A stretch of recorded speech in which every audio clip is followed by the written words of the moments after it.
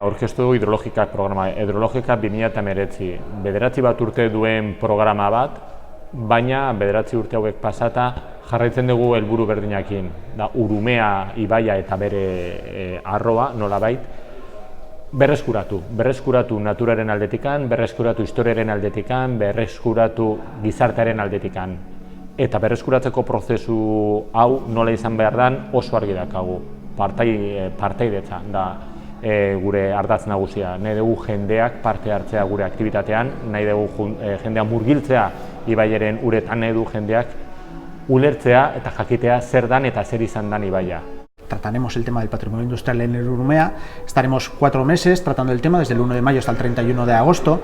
Y bueno, abarca un programa muy amplio para todo tipo de públicos. Desde 2 exposiciones que acogeremos en Cristina Enea, y una de ellas irá a la Culturetxe de Loyola.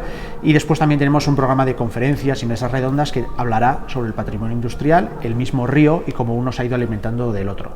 También hay un programa de visitas guiadas, tanto a pie como en bicicleta, para conocer todos esos restos que tenemos aquí al lado, y un programa especial para niños también, con juegos, con temática industrial también, y un concierto con nuestros compañeros y amigos de la quincena musical de Donosti, que será el 1 de agosto en el parque mismo de Cristina Enea. Y todo el programa de Hidrológica, que está ya colgado en la página web de Cristina Enea, se puede visitar. En la agenda están todas las actividades con las características de cada una de ellas. Algunas son con inscripción previa y otras no. Es encontrar la que más le guste a uno y invitar a todo el mundo a que encuentre la suya y participe también.